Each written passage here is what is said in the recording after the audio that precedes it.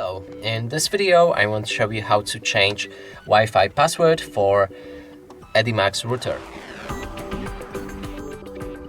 To do this, you'll need to open the configuration website. You can check our previous video on how to do it. Now enter General Setup here and go for Wireless. Select Security Settings. If you want to enable password, you will need to click on the pop-up and select WEP or WPA, and let's go for WEP. Here you can adjust the key length with 64 bits or 128 bits.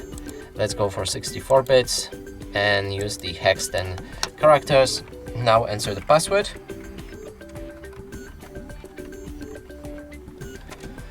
And click on Apply. Here select Apply and your router will reboot. After that, password for wireless network will be changed.